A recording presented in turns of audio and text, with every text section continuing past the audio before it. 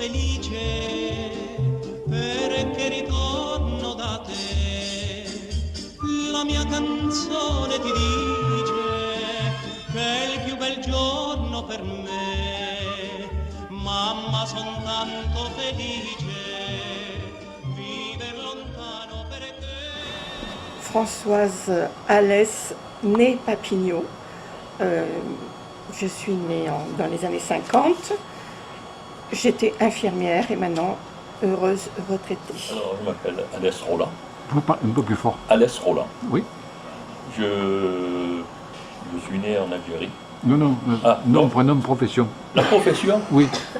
Bon, je suis retraité. De? J'étais professeur dans la menuiserie, professeur de lycée technique. D'accord. À quel endroit on revient? À la Seine, Champ de Mars, Orléans. Et après, je suis parti à La Réunion pendant 17 ans. Bien. Alors, Passante Pascal, voilà, profession retraité, mais j'étais technicien en charpente métallique et bois. Au chantier? Alors, moi, j'étais dans le Nord. Ah, bon. Ah, ben, personne n'est parfait. Ça sera coupé, ça. Oh, non. Non, au contraire.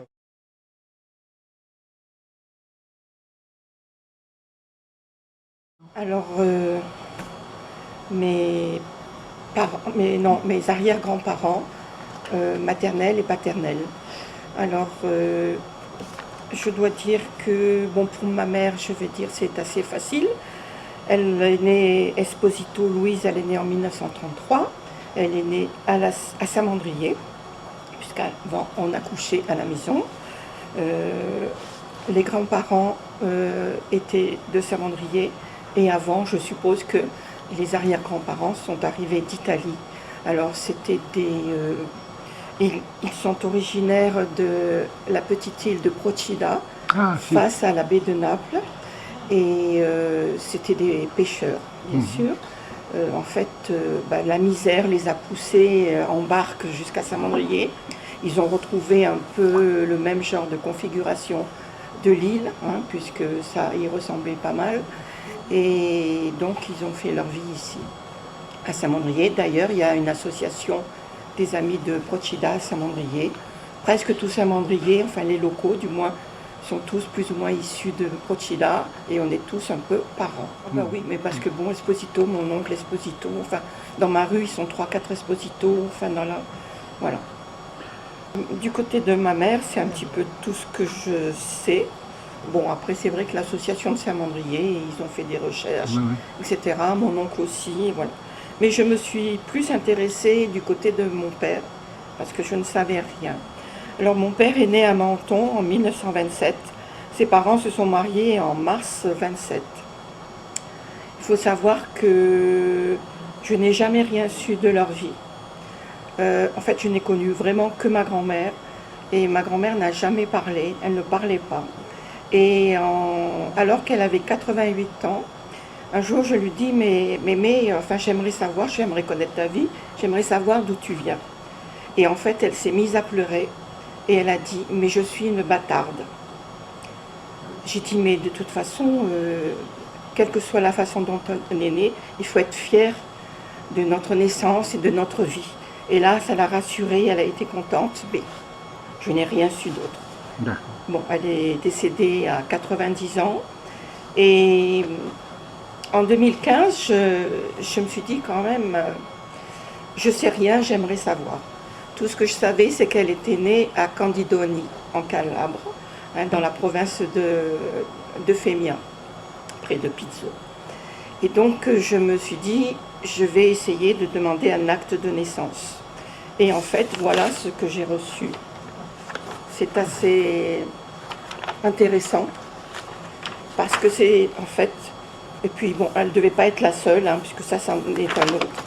Et en fait, elle a été abandonnée dans un jardin et on déroule, là dans cet acte de naissance, c'est le déroulement de sa trouvaille et de comment elle était habillée, etc., comment ça s'est passé. Donc ça c'était en 1903.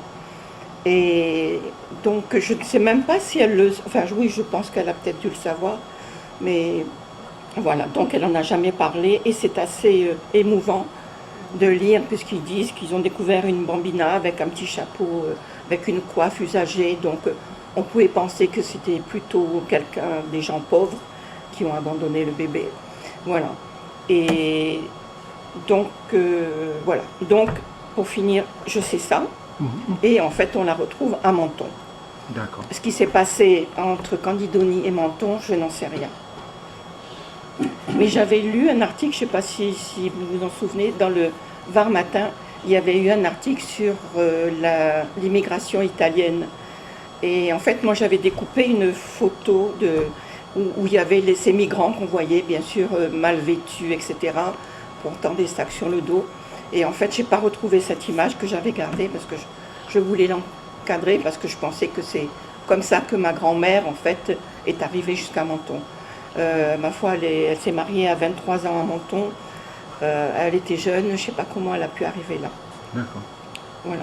Et alors, du côté de mon grand-père, j'ai essayé de demander, je savais une chose, c'est qu'il était né à Cuneo.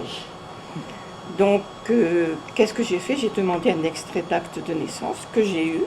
Et en fait, je vois, donc il s'appelait, enfin ma grand-mère s'appelait Espiridione Romilda.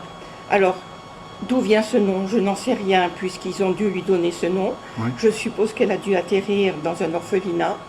Et après, voilà. Et donc, pour mon grand-père, il est né en 1903 aussi. Et je reçois cet acte de naissance, en fait, où père, mère, rien du tout. D'accord. Ah oui, Donc, souvent, c'est terrible, abandonné ça. aussi. Voilà. Donc, ils se sont mariés en 27. Je ne sais pas s'ils ont été naturalisés. Je pense quand même, mais je n'en suis pas sûre. Il faudrait que je fasse des recherches, je pense. Mon grand-père, donc, s'appelait Papigno Filiberto et il était jardinier. Ma grand-mère était repasseuse, donc ils se sont mariés à Menton. Et que dire de plus? C'est tout, puisqu'en fait, je ne sais rien d'autre. D'accord. Donc, du côté du Procide, le métier originel, il était pêcheur aussi là-bas? Qui donc? Celui qui est venu de Procide. Oui, il était pêcheur, oui, ils étaient pêcheurs, oui. 10 enfants. Oui, oui. C'est normal. Je suis né en Algérie, à Bonn. C'est mes grands-parents maternels. Maternelle? Alors ceux qui sont revenus en août, oui, non, c'est l'arrière-grand-parent maternel qui arrivait de Calabre. Lui aussi. Ouais. Ah, dis donc, ça va finir par l'amicale des amis de la Calabre. Hein. Vous savez quand ils sont venus? Non, ils sont arrivés en Algérie, je pense, l'arrière-grand-père, il s'est marié en 58, non, ouais, en 58, il est arrivé dans les années 1850 à peu près. D'accord. Ils sont venus en Algérie, après comment ils sont venus, j'en sais absolument rien. De toute façon, je ne savais pas les origines. Oui. Je l'ai appris il y a... J'ai commencé à faire un petit peu la généalogie en 2004-2005. Et à force de recherche, tout ce que je sais, c'est que l'arrière-grand-père était maçon. Donc il s'est marié en Algérie.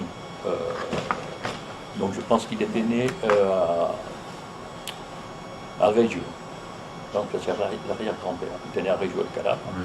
Donc ses grands-parents étaient de Lago et de Reggio aussi. Oui. Donc ça c'est les arrière-grands-parents. Donc j'ai réussi à remonter C'est bien. un petit peu haut. Voilà. Après le grand-père, donc ils ont eu deux gosses. Donc mon grand-père, lui, était né en 1890. Il a été naturalisé, donc son père a demandé la naturalisation française.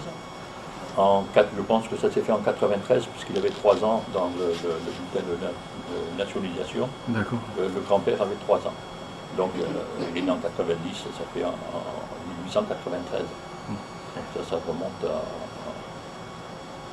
Après, je suppose que de l'Algérie, ils sont venus en France à l'indépendance. Le grand-père est venu à l'indépendance. Ouais. Alors moi je suis né à Paris, dans le 12e, à la maison, parce qu'à l'époque je suis à la maison. Et alors, côté de mon père, il est il est venu en France, il avait 8 ans, c'était en 1928. Et ma mère est venue, enfin du côté de ma mère, ils sont venus en France, mais elle était dans le ventre de ma grand-mère. Donc elle est née en France, à Paris, Et il venait d'où? de Bari, et Bari. mon père de Naples. Naples. Oui. Ils sont venus de... vous m'avez dit l'année? Alors mon grand-père est venu en 1928 pour une première fois pour travailler. Il était maréchal ferrant à Naples et donc il a été embauché pour faire les voies ferrées du métro. Donc à Paris.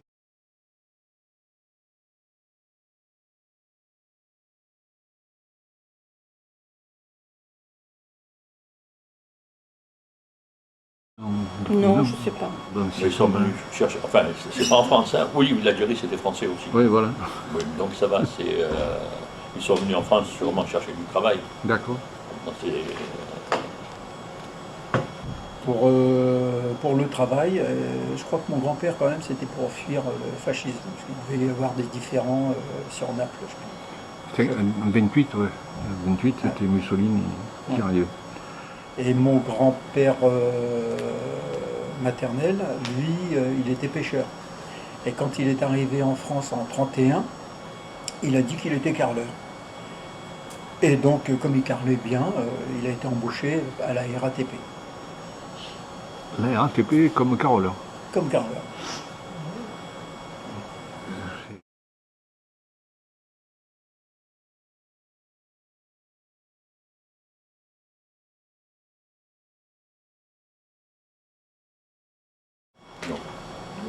Politano, je sais pas. Comment c'est? Politano. Politano. Pas d'idée? Passante, peut-être c'est voyage, non, je ne sais pas. Passant. Parce qu'il était maréchal ferrant, mais itinérant. Ma mère, elle s'appelait Gagliardi. Gaillard? Gagliardi. Galliard? Ouais. C'est où? Et son nom à elle, vous ne savez pas non plus? Non, là, non.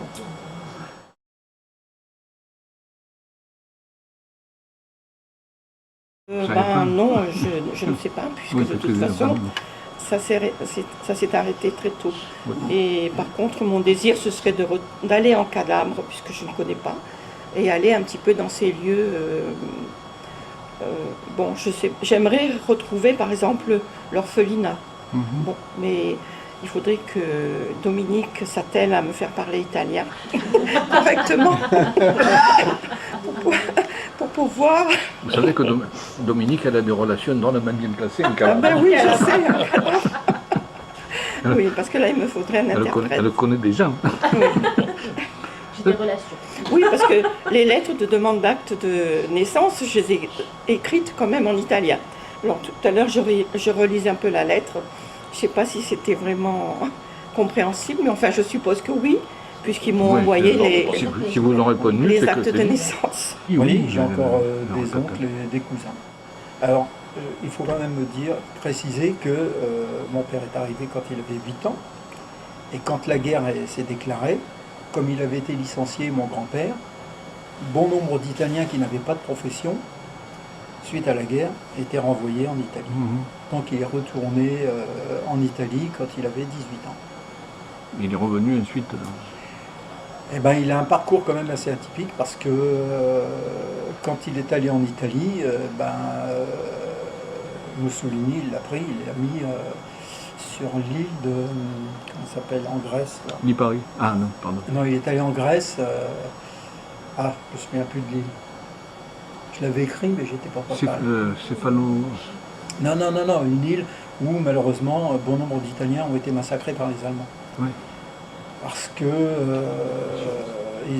quand Hitler a vu que les Italiens allaient se retourner contre lui, les Allemands ont fait croire que pour eux, les Italiens, la guerre était finie.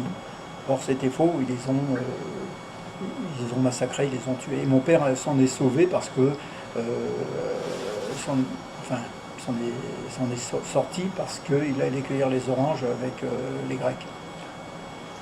Il était jeune, donc il sortait avec une Grecque, et je me souviens plus de l'île. Ah ben, enfin bon, ça reviendra peut-être. Attendez, c'est exactement La résistance grecque l'a renvoyé, enfin lui a permis Oui, oui. d'aller, de regagner l'Italie. Et le problème, c'est qu'en Italie, on n'a pas cru son histoire. Non, non, non. Et donc, ils ont essayé de le fusiller, et là, sa seule issue, c'était de se faire passer pour un fou. Ah, ça, c'est pas normal. Et donc, ils l'ont mis dans des chambres froides, ils l'ont torturé, etc., etc. Bon, il s'en est sorti.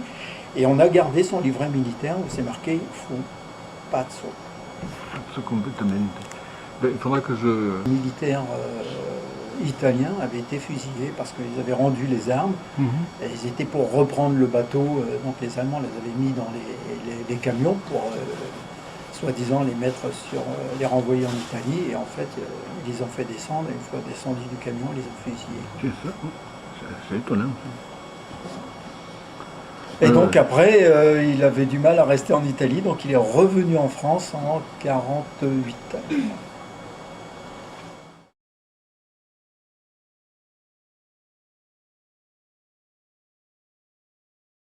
Non, pas du tout. Alors ma grand-mère avait un accent italien, bien sûr, puis donc certainement qu'elle disait peut-être des petits mots, mais si vous voulez, ça nous a jamais posé question. Je le regrette, mais bon, c'est comme ça. Puis elle, alors, ne parlait pas du tout, donc... D'accord. Donc vous non plus, au départ, vous ne parlez pas italien. Non, non, pas du tout. Et en troisième, j'ai pris donc deuxième langue italien. Bon, elle a été contente que je prenne italien, mais bon, après tout, je sais pas.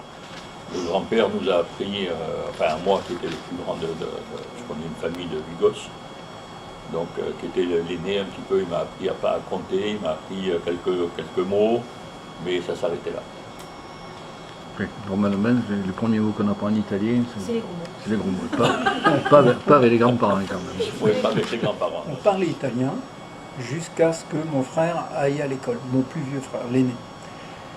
Il y a 6 ans d'écart avec moi, et à l'époque, quand mon frère est allé à l'école, il ne connaissait pas un mot de français.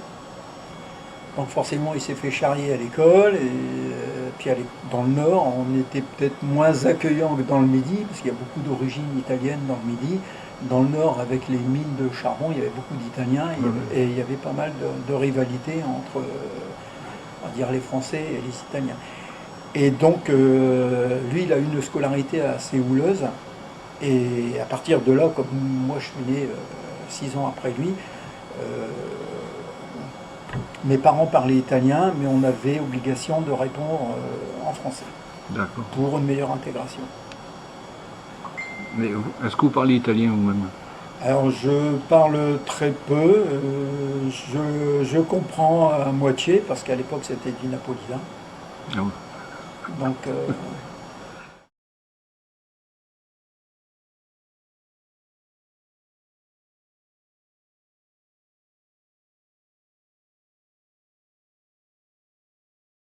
On est retourné en Italie en faisant des voyages, D'accord. bon, avec ma femme, puis maintenant avec l'association, puisqu'on a fait déjà quelques petits tours. Ouais. j'y retourne. Ouais. Pour la famille ou... La famille, on n'a pas trop de liens. Puis mes oncles sont âgés. Oui. Mes cousins, mes cousines, ils sont tous émigrés en Europe.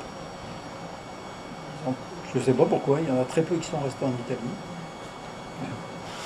À Naples surtout, ils sont de Naples de toute façon, ils sont tous de Naples. À Bari, j'ai un peu de famille, mais qu'on ne voit pas, on n'a jamais vu.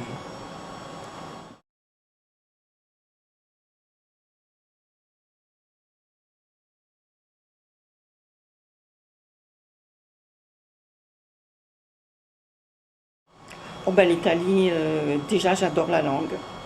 J'adore la langue. J'aimerais bien parler italien correctement et facilement. Et bon, c'est un beau pays, hein, je pense, un pays du Sud où il fait toujours bon vivre. Et puis bon, j'ai vu un peu Naples, Pompéi, j'adore Pompéi. Et j'aimerais quand même un peu aller à Procida où je ne suis jamais allée. Voilà. Ah ben si vous étiez à Naples, c'était pas loin. Ah ben non, c'était pas loin. Mais j'étais allée avec ma copine, mais en fait, elle avait peur du bateau. Donc à cause de ça, on est resté à Pozzuoli, stanké.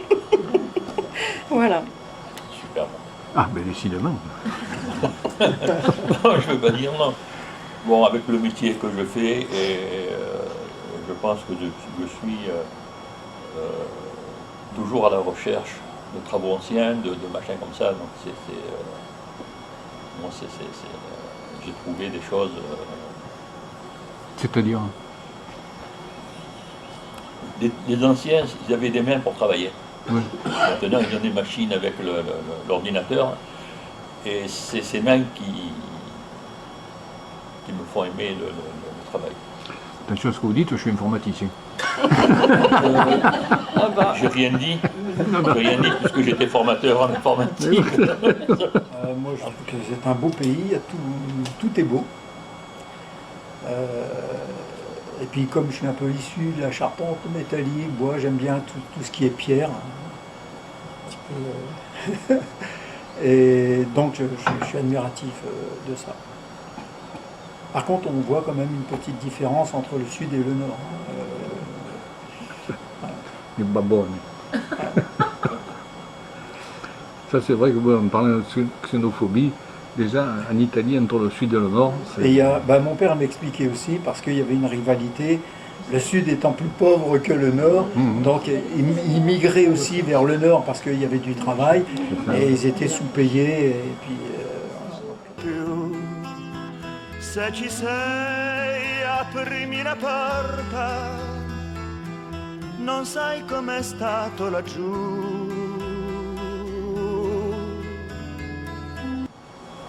Je pense, hein, mais après, je peux pas.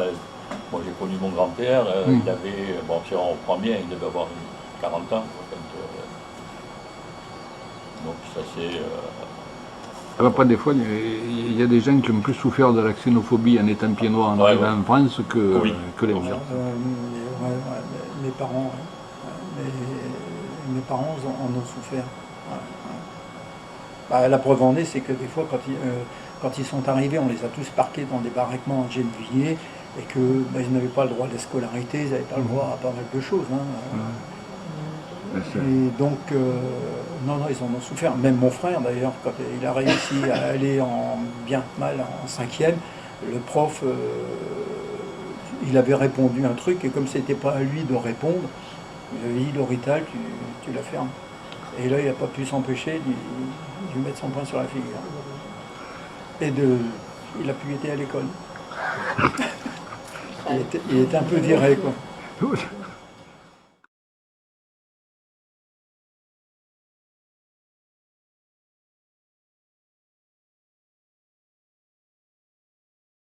Eh ben justement, parce que j'adore l'italien, que je voulais un peu arriver à parler italien. Alors, parce que je le lis à peu près, mais je n'arrive pas à parler.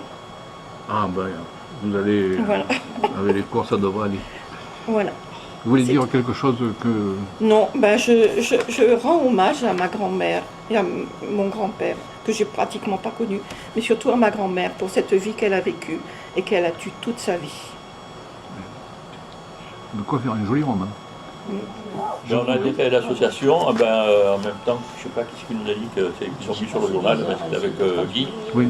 On a vu sur le journal, puisqu'on arrivait de la Réunion. Enfin, ça faisait quelques années qu'on était là, donc comme ma femme aimait l'italien, j'ai dit, tiens, on a profité, on a sauté le pas, on est venu. C'est vrai que je suis moins apte que ma femme à parler italien, à écrire italien. Mais bon, je commence à faire des choses. Il y a quelque chose, une question que je n'aurais pas posée? Non, c'est ce que je peux dire. Bon, après, c'est le grand-père était maçon, enfin l'arrière-grand-père, le grand-père était briquetier à la fin de 14, puisqu'il a fait la guerre 14-18. Quand il est revenu en 1919, il avait été blessé 4 fois. Donc ils lui ont donné un poste de concierge dans un lycée en Algérie. Et après du poste de concierge, il est passé laborantin, c'est-à-dire qu'il préparait tous l'exercice de labo, C'est ça. de labo ou de sciences Mhm. avec les élèves et le prof de sciences. Eh ben, je vous remercie. Ok. Parce que j'avais envie réellement d'apprendre l'italien, voilà, tout simplement. Il y a quelque chose que vous voudriez ajouter, une question que je n'aurais pas posée? Ça, c'est bien. Non. J'ai dit beaucoup de choses sur mes parents. Et mon grand-père maternel, lui, est décédé suite à... Il marchait sur un clou. Et à l'époque, Tétanos. il se faisait soigner plus ou moins et il est mort du tétanos. Et la compagnie, la RATP, comme ma grand-mère ne parlait pas le français, l'a mis, se sentait redevable et il l'a mis concierge d'un immeuble à Paris. C'est pour ça qu'ils sont restés en France, parce que je pense que sinon ils seraient retournés en Italie.